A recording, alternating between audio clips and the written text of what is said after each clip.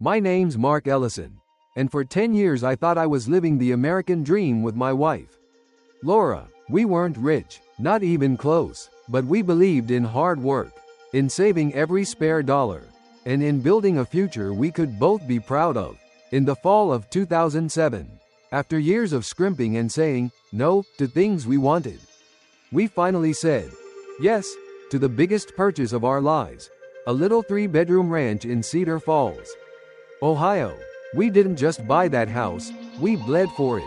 I drained my $4 savings account, cashed out the small 401k from my warehouse job, and Laura emptied her modest retirement account from the insurance office. We even borrowed a little from her parents, which I promised myself I'd pay back within the year. The day we got the keys, the air felt crisp and cold, the kind of Ohio autumn that smells like leaves and wood smoke. I remember standing in the empty living room, our voices echoing off the bare walls, thinking, this is ours. We made it. It wasn't fancy. The siding needed a fresh coat of paint. The kitchen cabinets were a dated honey oak, and the carpet in the master bedroom had seen better days. But every flaw felt like an opportunity. I pictured myself on weekends with a toolbox, fixing, painting, making this house ours in every sense. And we did. For a while. We hosted Thanksgiving that first year. Laura baked pumpkin pies from scratch, and I roasted a turkey so big it barely fit in the oven. Our nieces and nephews played tag in the backyard until the sun went down. Those were the good days, the ones you think will last forever. But even in those early days, the strain was there, hiding under the surface like a hairline crack in glass. The mortgage was higher than we planned for, and property taxes in our county weren't exactly light. Each month, after the mortgage, utilities, car payment, and groceries, we were left with barely enough to put gas in the tank. Still, I told myself this was just the starting struggle, the same kind my father used to talk about when he and mom first bought their house back in the 70s. If I'm honest, I was proud of how hard we were working. We didn't have cable TV or fancy vacations, but we had a roof over our heads and a plan for the future. I thought that was enough. That shared sacrifice would make our marriage stronger. I didn't see how quickly that same sacrifice could start to feel like a burden. How the dream we fought for could slowly start to turn into a weight we couldn't carry together. And looking back, maybe that's where the real story begins. By early 2009, the cracks we'd been ignoring turned into full-blown fractures.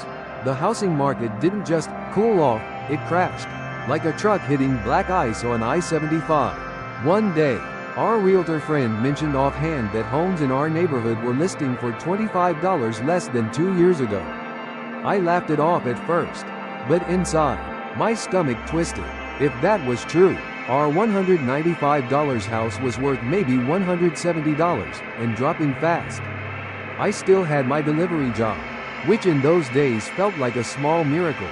A lot of folks in Cedar Falls weren't so lucky. Factories were cutting shifts. The auto parts plant outside town shut down completely, and "Help Wanted" signs were replaced with "Closed" or "For Lease." My route took me through 4 different counties, sometimes over 200 miles in a single day, and I watched America's recession unfold in real time. Empty storefronts, auction notices taped to windows, foreclosed homes with uncut grass reaching up to your knees. The thing is, economic fear has a smell. It's the scent of cardboard boxes stacked in living rooms, of reheated coffee in styrofoam cups, of people talking quieter than usual because they don't want the kids to know how bad things are. I'd drop off a small package at a house and see the owners sitting at the kitchen table surrounded by bills, their faces blank like they'd been staring at the numbers so long they'd stopped meaning anything. That smell, that look, I started to notice it everywhere. Back at home, Laura was working later and later at the insurance office. When she did come home, her voice had an edge to it, like every sentence was already halfway to being an argument.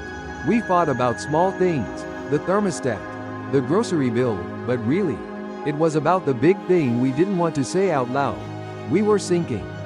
And no matter how many hours I put in, or how many corners we cut, it wasn't enough to pull us back up. Looking back, There were signs I should have paid more attention to, like the day our neighbors, the Jensens, lost their house to foreclosure.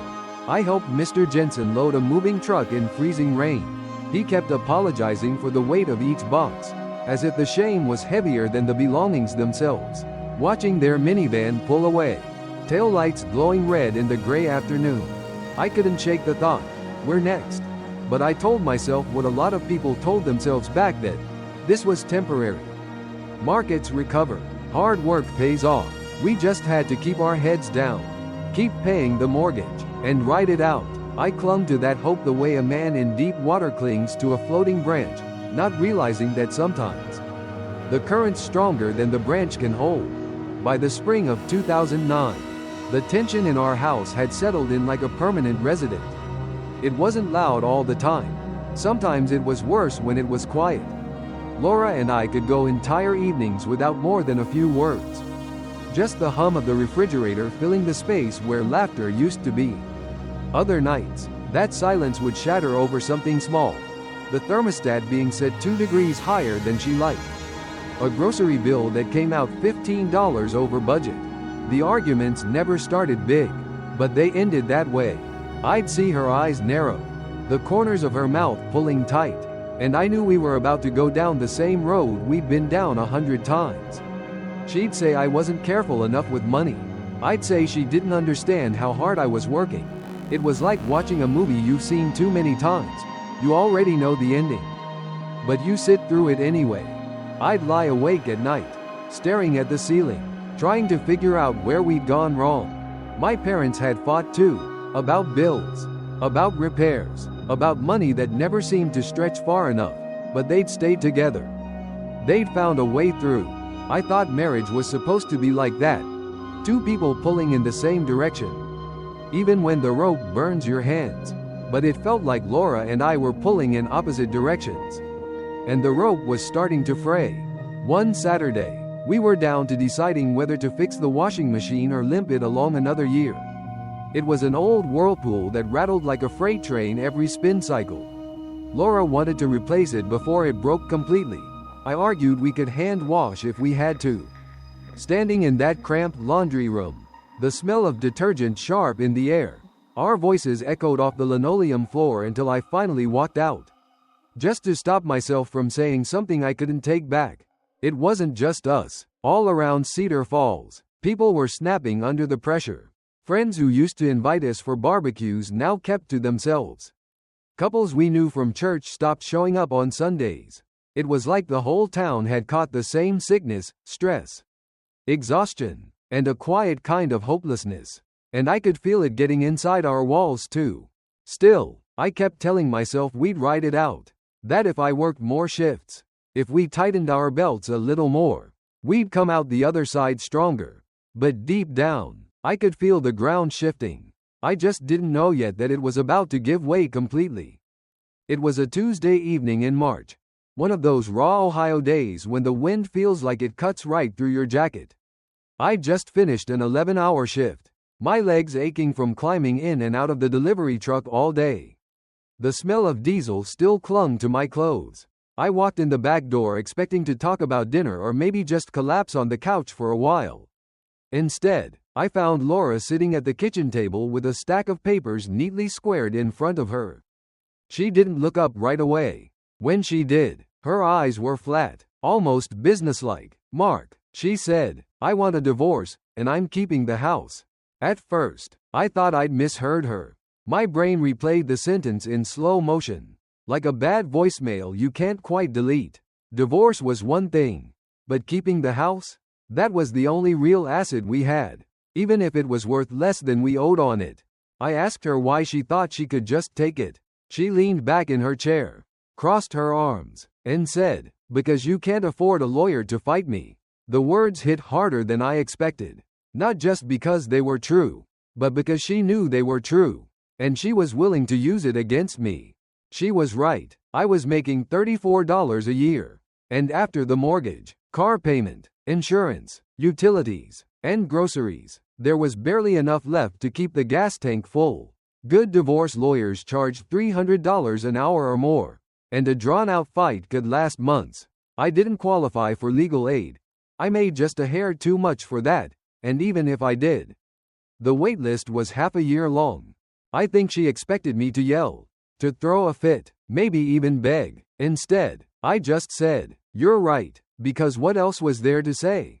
She had been preparing for this, saving for it, maybe even rehearsing this conversation while I was out working double routes. I realized then that our marriage hadn't been on life support for the past year. It had been in hospice. We sat there for a long moment, just the ticking of the kitchen clock filling the silence. I remember thinking how strange it was that the life we'd built together could end not with shouting or tears, but with paperwork on a Tuesday night. And I had no idea then that this was only the opening move in a much bigger fight. A week after that Tuesday night, I was on my morning route, loading packages into the back of my truck at the Cedar Falls depot. The air smelled like wet cardboard. It had rained overnight, and the whole loading bay was slick. I was halfway through stacking boxes when a man in a windbreaker walked up, clipboard in hand. He looked like any other customer at first, until he said my name in that official, careful tone. "Mark Ellison?"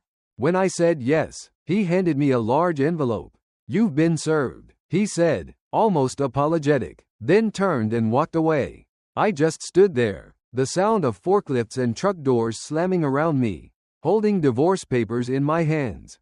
2 of my coworkers saw it happen. By lunchtime, I knew the whole depot would be buzzing with it. Working class jobs are like that. People know each other's business whether you want them to or not. By the first break, I caught snippets of conversation. "Did you hear about Mark? Man, that's rough." Nobody meant harm, but pity in a workplace can feel heavier than gossip. That afternoon, my supervisor, Tom Keller, called me into his small office. Tom was in his late 50s, with a voice like gravel and hands that looked permanently stained with grease.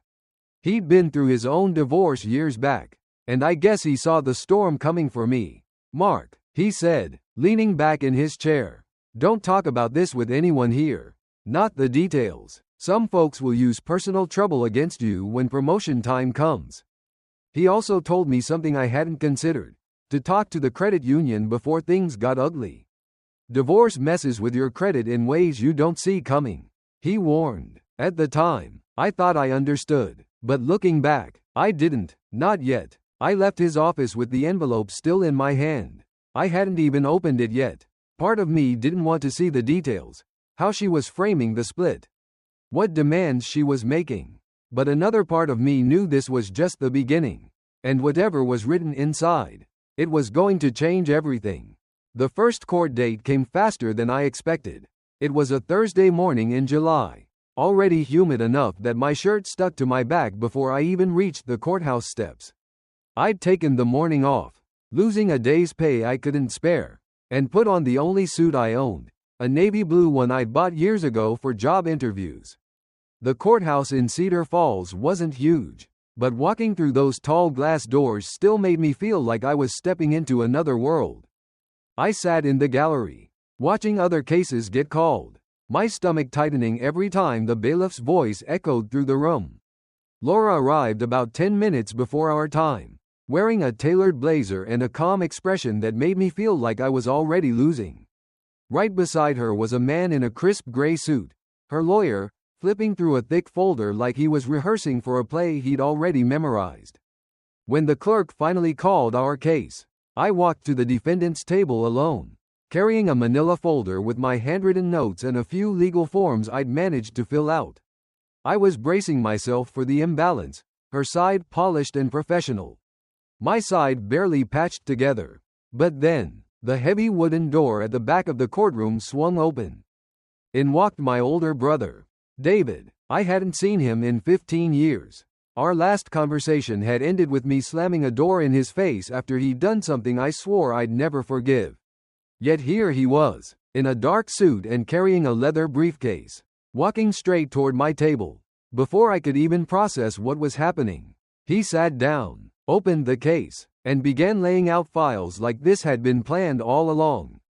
The judge glanced between us, eyebrows raised. David introduced himself, filed an appearance as my counsel, and just like that, the entire dynamic shifted. Her lawyer no longer had a clear field. Every motion was countered, every point challenged with case law I'd never heard of. It was like watching a chess game where I hadn't even known the rules, and suddenly, I had a grandmaster on my side. When the hearing ended, Laura cornered me in the hallway, her voice sharp. "Where did you get the money to hire him?" she demanded. Before I could answer, David stepped in. "He doesn't have to afford me. I'm his brother." The look on her face, shock, confusion, maybe even a hint of fear, was something I won't forget. And in that moment, I realized this fight was going to be very different from what she'd planned. From that first hearing onward, it felt less like a divorce and more like a long, drawn-out chess match. David wasted no time studying every motion her lawyer filed. He'd call me at night, his voice calm but deliberate, asking questions I hadn't even thought to consider. "Did you both sign the mortgage documents together? Any renovations done with joint funds?" He was building something, piece by piece, and I started to see that this wasn't just about emotion, it was about law, facts, and patience. Her lawyer came out swinging, filing motion after motion trying to paint me as financially unstable and incapable of handling the mortgage. They wanted the judge to give Laura sole ownership of the house while leaving my name on the debt. David called it a financial death sentence, and promised it wouldn't happen on his watch. The judge ordered an official appraisal. A certified appraiser came to the house, measuring every room, taking photos, and scribbling notes on a yellow legal pad. 6 weeks later, the report landed like a hammer. The house was worth less than what we owed on it, underwater by nearly $20. I remember reading that number and feeling a strange mix of dread and relief. Dread, because it confirmed we were stuck in a hole. Relief, because it meant Laura's dream of keeping the house now came with a bill attached. David pounced on the numbers. He explained to the court that under Ohio law, marital property purchased during the marriage with joint funds was to be divided equally, debt and all. If neither party could buy the other out, the only fair path was to sell and split whatever remained, even if what remained was a loss. Laura's lawyer tried every angle, claiming she had contributed more to maintenance, that her emotional attachment to the home was greater, that my income made me a risky homeowner. David dismantled each argument with receipts, bank statements, and case law. Watching him work was like seeing a surgeon remove a tumor with steady hands, precise, unflinching, and impossible to stop. By the end of that phase, it was clear. We weren't just fighting over a house. We were playing for our financial survival. And thanks to David, for the first time since this whole thing began, I felt like I might actually have a chance. The judge's final decision came in November, almost 8 months after the first papers were filed. The house would be sold. If the sale didn't cover the mortgage, the remaining debt would be split evenly between us. No loopholes, no special exceptions, 90 days to list it, find a buyer, and close. It was the cleanest path forward, but it felt like cutting off a limb to save the body. We hired a real estate agent who specialized in court-ordered sales.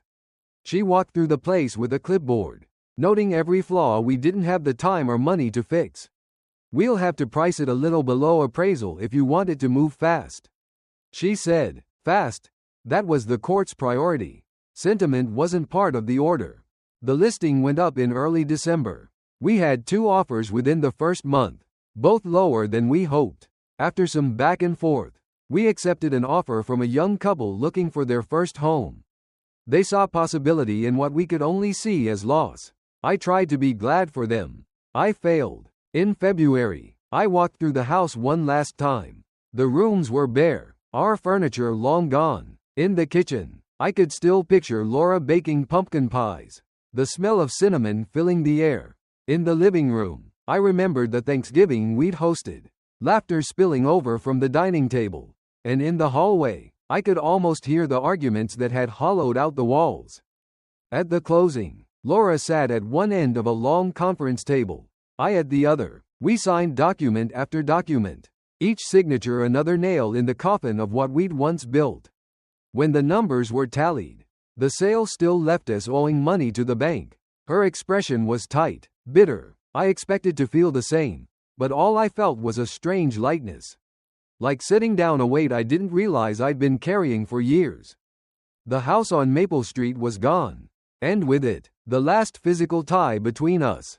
I walked out into the cold February air, my breath clouding in front of me, and realized that sometimes letting go isn't just an ending. It's the only way to start again. The official divorce decree arrived in the mail a week after the house closed. It came in a plain white envelope, no bigger than a utility bill. Funny how something that can change your life forever doesn't come with flashing lights or a warning label. I sat at my small kitchen table in the apartment, the afternoon sun spilling through the blinds, and opened it with the same hands that had once signed our marriage license. It was over. No more hearings, no more negotiations, no more tense exchanges in courthouse hallways. Just a few typed pages, signed by a judge, stamped with a date. For 10 years, Laura had been my wife. Now she was a chapter that had ended with a period. Not an exclamation point. I thought I might feel grief, or maybe a surge of anger. Instead, there was a calm I hadn't known in years, the kind that comes after a long storm, when you finally step outside and realize the sky is blue again. I leaned back in my chair and let out a breath I didn't even know I'd been holding. Laura and I still owed money to the bank from the sale. It wasn't ideal, but at least the debt was cut in half. For her, I imagined it felt like a defeat, months of legal fees and effort, only to end up sharing a loss. For me, it was freedom with a small monthly payment attached, a trade I'd take any day. I tucked the decree back into its envelope and slid it into a drawer. It didn't deserve a place of honor, but I kept it anyway, a quiet reminder of what I'd survived. Some people keep wedding albums. I kept the papers that set me free. That night, I walked to the diner down the street for dinner. The waitress knew my name, poured my coffee without asking, and smiled in that way people do when they know you've been through something but don't press for details. Sitting there with a plate of meatloaf and mashed potatoes, I realized that life didn't have to be grand to feel good. Sometimes, peace comes in small, ordinary servings. After the divorce, I moved into a small one-bedroom apartment on the east side of Cedar Falls. The rent was $550 a month, less than half of what the mortgage had been.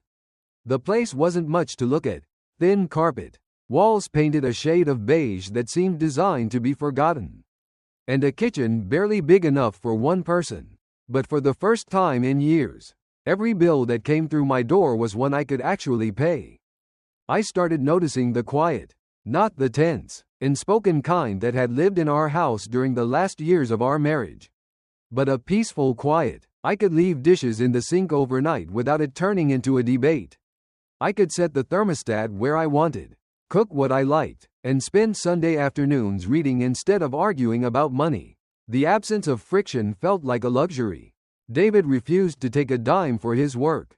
Family helps family, he told me, and left it at that. We started talking again.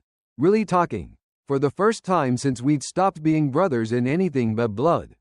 Sometimes we'd meet for coffee, other times for a beer, and the conversation would drift between the past and the future. It wasn't perfect, but it was a start. Looking back, I realized something that took me a long time to understand. Sometimes what you fight hardest for isn't actually worth having. Laura had spent thousands on legal fees, burned through months of her life, all for a house that ended up costing us both money to get rid of. She was so focused on winning that she never stopped to ask if winning would actually give her what she needed. Freedom, I learned, isn't free. It costs you, in money, in pride, in the comfort of what's familiar. But the space it leaves behind is worth every penny. Standing in my apartment on a quiet Saturday morning, coffee in hand, sunlight spilling across the floor, I knew I'd paid the price and gotten the better deal. The life I'd imagined with Laura was gone, but in its place was something I hadn't expected, a second chance. And this time, I wasn't going to waste it. Mark's story is a reminder that not every battle is worth the cost. Sometimes, the thing you're fighting hardest to keep is the very thing holding you back. Letting go, whether of a house, a relationship, or an old idea of what life should be, can feel like losing at first. But in the space that follows, you can find peace, freedom, and even a second chance. True victory isn't winning the fight. It's building a life you don't have to fight for.